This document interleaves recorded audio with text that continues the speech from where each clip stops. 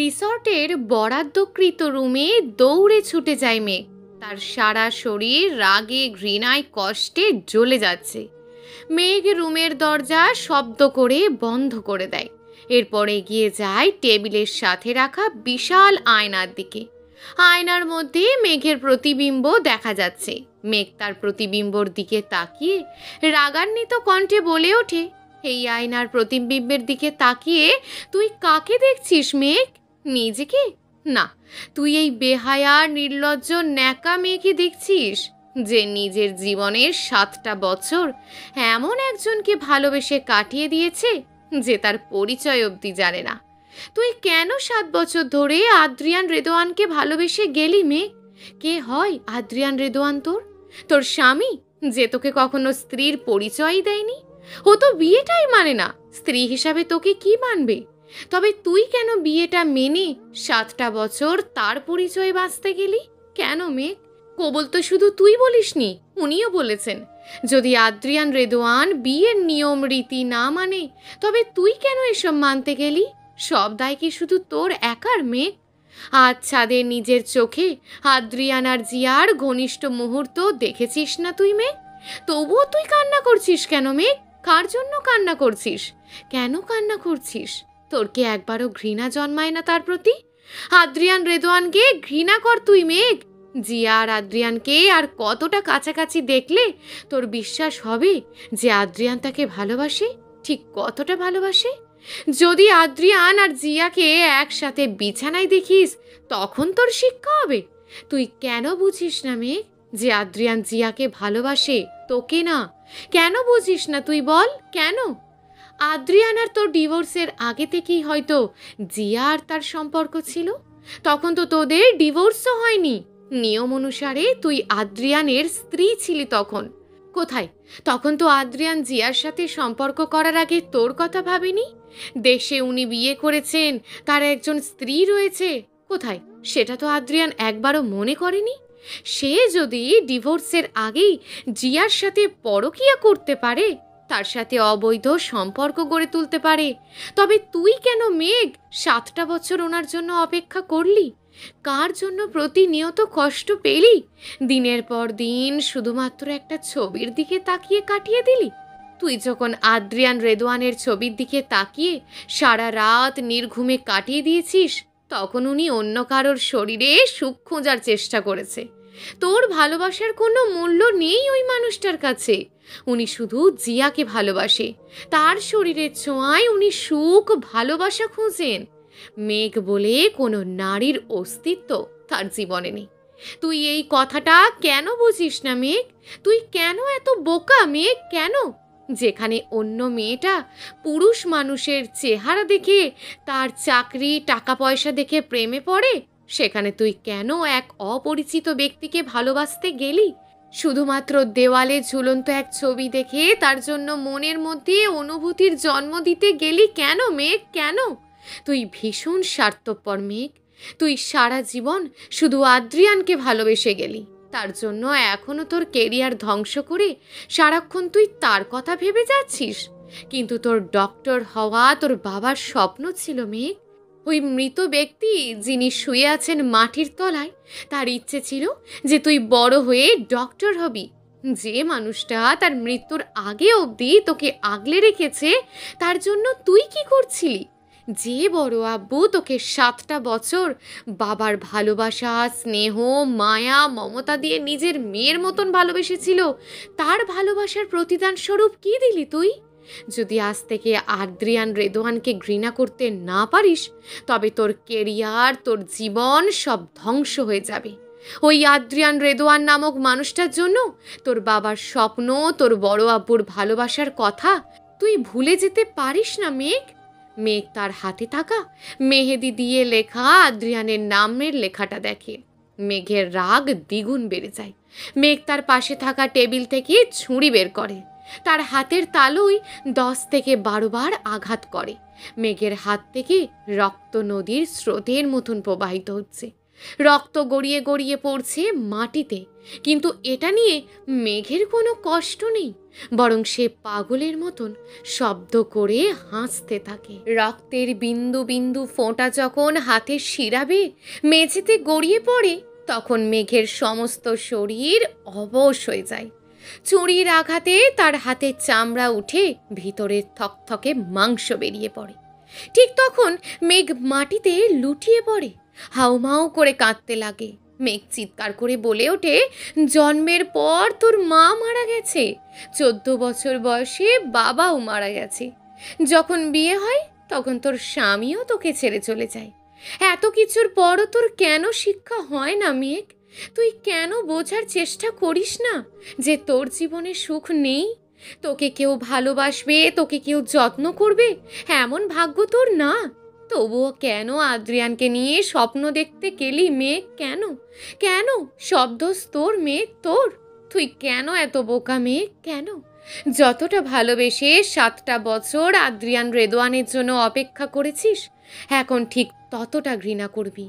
Adrian নামক মানুষটার অস্তিত্ব জীবন থেকে মুছে দেব আমি। আদ্রিয়ান রেদওয়ান কখনো জানবে না যে মেয়েকে সে ছাত্রী হিসাবে পড়িয়েছে সেই তার ডিভোর্স দেয়া বউ, কখনো জানবে না। ঘৃণা করি আদ্রিয়ান রেদওয়ানকে, আমি ঘৃণা করি। আজ এই মুহূর্ত থেকে আদ্রিয়ান নামক মানুষটার থেকে নিজের মনকে মুক্ত করলাম আমি। ছাদে যখন জিয়া আদ্রিয়ানের ঠোঁটের দিকে অগ্রসর হবে, তখন আদ্রিয়ান তাকে এক ঝটকায় তার থেকে দূরে সরিয়ে দেয়। জিয়া কিছু বলার আগেই তার গালে ঠাস করে থাপ্পড় বসিয়ে দেয় আদ্রিয়ান। বাম গালে দেয় 3টে থাপ্পড় আর ডান গালে দেয় 4টে। প্রায় 5 মিনিটের ব্যবধানে জিয়ার গালে গুনে গুনে 7টা থাপ্পড় বসে। তাও আবার আদ্রিয়ানের শরীরের সমস্ত শক্তি ব্যবহার করে জিয়ার গালে থাপ্পড় দিয়েছিল। আদ্রিয়ানের হাতে থাপ্পড় খেয়ে জিয়ার গাল লাল হয়ে গেছে, তার কান সহ সম্পূর্ণ শরীর অবশ হয়ে গেছে। পুরুষ মানুষের দেহের সকল শক্তি দিয়ে যদি থাপ্পড় দেয়, তবে এমন অবস্থাই হওয়ার কথা। জিয়া দুপা পিছিয়ে যায়। আদ্রিয়ান তার দিকে রাগান্বিত চোখে তাকিয়ে থাকে। আদ্রিয়ানের সারা শরীর রাগে জ্বলে যাচ্ছে। জিয়া তাকে স্পর্শ করার কথা মনে হতেই রাগের পরিমাণ দ্বিগুণ বেড়ে যাচ্ছে। জিয়া তখন কথার মধ্যে হঠাৎ করে আদ্রিয়ানকে জড়িয়ে ধরে। আদ্রিয়ান তাকে নিজের থেকে দূরে সরিয়ে রাখার সর্বোত্তম চেষ্টা করে, জিয়াকে নিষেধও করে, কিন্তু জিয়া শোনে না। মেঘ দূরে দাঁড়িয়ে থাকায় সে তখন আদ্রিয়ানের নিষেধাজ্ঞা শুনতে পায় না। আদ্রিয়ান জিয়ার অসভ্যতা আর উগ্র আচরণ সহ্য করেছে শুধুমাত্র জিয়ার বাবার জন্য। জিয়ার বাবার নাম ইরফান খান, যিনি পেশায় একজন ডক্টর। আদ্রিয়ান বর্তমানে যে হাসপাতালে ডক্টর হিসেবে জব করে, ইরফান সাহেব ওই হাসপাতালের মালিক। আদ্রিয়ানের বিনয়ী ব্যবহার, তাকে ডক্টরি পেশার প্রতি সম্মান, সব দেখে ইরফান সাহেব মুগ্ধ হয়। আদ্রিয়ান যখন প্রথমবার ডক্টর হিসেবে হাসপাতালে জয়েন করেন, তখন ইরফান সাহেব ছিলেন তার সিনিয়র ডক্টর। প্রায় 1.5 বছর আদ্রিয়ান ইরফান সাহেবের আন্ডারে কাজ করেছেন। বিভিন্ন অপারেশন, সার্জারি, সকল বিষয়ে ওনার দক্ষতা তাকে মুগ্ধ করেছে। আদ্রিয়ান তার ডক্টরি ক্যারিয়ারে ইরফান সাহেবের অবদান ছিল অসামান্য। আদ্রিয়ান ইরফান সাহেবকে ভালোবেসে গুরুর আসনে বসিয়েছিল। আদ্রিয়ান যখন ডক্টর হয়েছিল, তখন তার জীবনে আসে ইরফান সাহেবের বড় মেয়ে জিয়া। জিয়া তখন ইন্টার্ন হিসাবে জয়েন করেছিল হাসপাতালে এবং তার সিনিয়র ডক্টর ছিল আদ্রিয়ান। আদ্রিয়ান ডক্টর হওয়ার আগে থেকেই নারী জাতির থেকে দূরে থাকত, তবে জিয়া তার স্যারের মেয়ে ছিল আর তার ছাত্রী। সে জিয়ার সাথে মাঝে মধ্যে কথা বলতো, যদিও তা কাজ রিলেটেড বা জিয়ার পড়াশোনার বিষয়ে। শুরু থেকেই জিয়ার প্রতি তার কোনো ধরনের অনুভূতি ছিল না, কিন্তু হাসপাতালে ইন্টার্নিং করার সময় থেকে জিয়া আদ্রিয়ানকে পছন্দ করত। আদ্রিয়ান কথাবার্তা আর তার ব্যক্তিত্ব, তার ব্যবহার জিয়াকে মুগ্ধ করে। ধীরে ধীরে জিয়া আদ্রিয়ানের প্রেমে পড়ে যায়, তাকে ভালোবেসে ফেলে। জিয়া বিভিন্ন অজুহাত দিয়ে আদ্রিয়ানের কাছে আসার চেষ্টা করত, তার ভালোবাসা প্রকাশ করতে চাইতো, কিন্তু আদ্রিয়ান সবসময় জিয়ার থেকে দূরে থাকত। তার ভালোবাসা নামক যন্ত্রণা থেকে মুক্তি চাইতো, জিয়া যখন ইন্টার্নিং শেষ করে, ডক্টর হয়ে হাসপাতালে জয়েন করে, তখন থেকে তার অত্যাচার দ্বিগুণ বেড়ে যায়। সে হুটহাট করে আদ্রিয়ানের কেবিনে চলে আসতো, তাকে জড়িয়ে ধরতো। আদ্রিয়ান তাকে 1000 বার নিষেধ করেছে, কিন্তু সে শোনেনি। জিয়ার এমন অত্যাচারে আদ্রিয়ান বিরক্ত হতো, কিন্তু সে ইরফান সাহেবকে জিয়ার কথা জানায়নি। উনি হয়তো মেয়ের এমন বেয়াদবির কথা শুনে কষ্ট পাবেন তাই। আর জিয়ার বয়সটা তখন কম। এই বয়সের মেয়েরা সাধারণত ভালোবাসা নামক পাগলামি একটু আধটু করেই থাকে। জিয়ার সকল বেয়াদবি আদ্রিয়ান সহ্য করে নিয়েছে, কিন্তু আজ সব ধৈর্যের সীমা অতিক্রম করে ফেলেছে আদ্রিয়ানের। জিয়া আর আদ্রিয়ান এতক্ষণ হাসপাতালের বিভিন্ন বিষয়ে কথা বলছিল। ইরফান সাহেব এখন হাসপাতালে খুব বেশি উপস্থিত থাকেন না, যার জন্য হাসপাতালের যাবতীয় কাজ জিয়া আর আদ্রিয়ানকেই দেখতে হয়। জিয়া আর আদ্রিয়ান যখন কথা বলা শেষ করে গায়ে হলুদের অনুষ্ঠানের জন্য নিচে যাবে, তখন জিয়া হঠাৎ করে আদ্রিয়ানকে জড়িয়ে ধরে। খুব শক্ত করে আদ্রিয়ান জিয়ার জন্য অন্য হাত ধরে তাকে নিজের থেকে দূরে করার চেষ্টা করে, কিন্তু জিয়া জেদ করে আরো শক্ত করে জড়িয়ে ধরে। জিয়া এর আগেও আদ্রিয়ানকে বহুবার জড়িয়ে ধরেছে, তাই এইবার যখন জিয়া জড়িয়ে ধরে তখন আদ্রিয়ান তাকে নিষেধ করে, তবে ধাক্কা দিয়ে দূরে সরিয়ে দেয় না। আদ্রিয়ানকে শান্ত থাকতে দেখে জিয়া দুঃসাহসী এক কাজ করে ফেলে। সে আদ্রিয়ানকে ছেড়ে দিয়ে তার মুখে, কপালে, গালে খুব দ্রুত কিস করতে থাকে। ঘটনাটা এত দ্রুত আর আকস্মিক ঘটে যে আদ্রিয়ান কিছু সময়ের জন্য অবাক হয়ে যায়। জিয়া এমন কিছু করবে তা আদ্রিয়ান কল্পনা অবধি করতে পারেনি, কিন্তু জিয়া যখন তার ঠোঁটে কিস করার উদ্দেশ্যে এগিয়ে যায়, তখন তাকে এক ঝটকায় দূরে সরিয়ে তার গালে গুনে গুনে 7টা থাপ্পড় বসিয়ে দেয়। আদ্রিয়ানের পুরুষালী হাতের 7টা থাপ্পড় খেয়ে জিয়ার চোখ বেয়ে পানি গড়িয়ে পড়ে, তবে তার রাগ হয় ভীষণ। জিয়া বলে ওঠে, আদ্রিয়ান, চিৎকার করবে না জিয়া, 7টা থাপ্পড় খেয়ে কি তোমার শিক্ষা হয়নি? আরও খেতে চাও?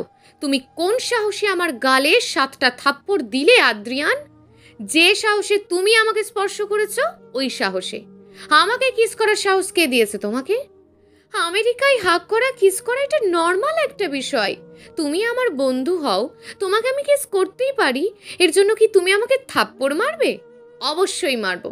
আমেরিকায় কি সাধারণ বিষয় তা জানার কোনো আগ্রহ নেই আমার, কিন্তু আমার শরীরে বিনা অনুমতিতে স্পর্শ করা আমি একদম পছন্দ করি না। তোমাকে এর আগেও আমি নিষেধ করেছি যে আমাকে টাচ করবে না, কিন্তু তুমি শোনোনি। আজ তো তুমি সমস্ত সীমানা অতিক্রম করে ফেলেছো জিয়া। ভবিষ্যতে যদি এমন সাহস দেখানোর চেষ্টা করো, তবে তোমার গালে এর চেয়ে 100 গুণ জোরে থাপ্পড় যদি না বসাই, তবে আমার নাম আদ্রিয়ান রেদোয়ান না, মাইন্ড ইট।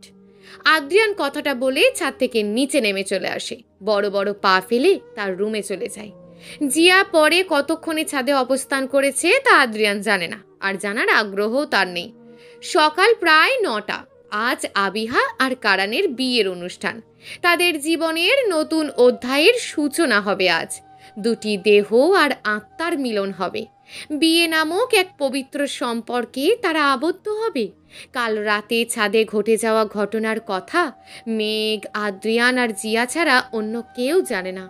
বাড়ির সকলেই তখন নিচে ড্রয়িং রুমে গায়ে হলুদের অনুষ্ঠানে ব্যস্ত ছিল। কাল বিকেল থেকে গুড়ি গুড়ি বৃষ্টি হচ্ছে, যার কারণে রিসর্টের খোলা মাঠে গায়ে হলুদের অনুষ্ঠান না করে ড্রয়িং রুমে ঘরোয়া পরিবেশে অনুষ্ঠানের আয়োজন করা হয়। আত্মীয় স্বজনের উপস্থিতি খুব বেশি ছিল না কাল। যারা এসেছিল তারা বেশিরভাগ কারানের পরিবারের পরিচিত লোক ছিল, আর আবিহার পরিবার আমেরিকায় এসেছে মাত্র 6 মাস আগে, যার জন্য এখানে তাদের খুব বেশি পরিচিত মানুষজন নেই। কাল ছাদ থেকে ফিরে এসে আদ্রিয়ান আর গায়ে হলুদের অনুষ্ঠানে যায়নি, সারা রাত রুম থেকেই বের হয়নি। ফারহানা বেগম তার রুমের দরজায় এসে অনেকবার ডাক দিয়েছিল, কিন্তু আদ্রিয়ান অসুস্থতার মিথ্যা অজুহাত দিয়ে তাকে চলে যেতে বলে। ছাদে জিয়ার এমন অভদ্রতা আর বেয়াদপির পর আদ্রিয়ানের ভীষণ রাগ হচ্ছে জিয়ার ওপর। সারা রাত জেগেছিল সে। যখনই ঘুমানোর চেষ্টা করেছে, তখনই জিয়ার করা নোংরা স্পর্শ, তার ঠোঁট ছোঁয়ার কথা মনে পড়েছে। আদ্রিয়ানের শরীরের রক্ত রাগে ঘৃণায় টকবক করে গরম হয়ে উঠেছে। ছাদ থেকে ফিরে আসার পর ওয়াশরুমে গিয়ে গুনে গুনে 15 বার গোসল করেছে আদ্রিয়ান। শরীরের যে স্থানে জিয়ার ঠোঁট স্পর্শ করেছে সব জায়গায় সাবান দিয়ে বহুবার পরিষ্কার করেছে। অতিরিক্ত সাবান ব্যবহার করার কারণে আদ্রিয়ানের মুখে, ঠোঁটে, বুকে রক্ত জমার মতন লাল হয়ে গেছে। তবুও আদ্রিয়ানের রাগ এক বিন্দু পরিমাণও শান্ত হয়নি। জিয়ার ছোঁয়ার কথা মনে পড়তেই তার সমস্ত শরীরে আগুন জ্বলে ওঠে। আদ্রিয়ান ভুল করেছে কাল। জিয়ার গালের স্বাদটা নয়, বরং এর দ্বিগুণ থাপ্পড় দেওয়া উচিত ছিল। সূর্যের আলোর ঝলমলে রোদে ঘুম ভেঙে যায় মেঘের। কাল রাতে মেঝেতে শুয়েই ঘুমিয়ে পড়েছিল।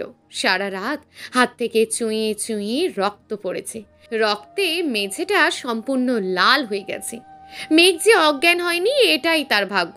মেঘ মেঝে থেকে ওঠার চেষ্টা করে ব্যর্থ হয়। হাত থেকে অতিরিক্ত রক্ত পড়ার কারণে তার শরীর ঠান্ডা হয়ে গেছে, সমস্ত দেহ অবশ হয়ে গেছে। মেঘ প্রায় 3 বার চেষ্টার পর বিছানা ধরে একটু একটু উঠে দাঁড়ায়। দেওয়ালে ভর দিয়ে ওয়াশরুমে যায়, মুখে পানি দেয়। কাল রাতে কান্নার ফলে চোখ লাল হয়ে গেছে। এরপর রুমে ফিরে আসে।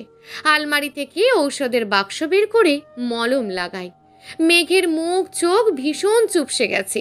ব্যথার ওষুধ খেয়ে নেয়। ঘরের সব জিনিসপত্র ভেঙে চুরে গেছে, যা মেঘ ধীরে ধীরে ঠিক করে।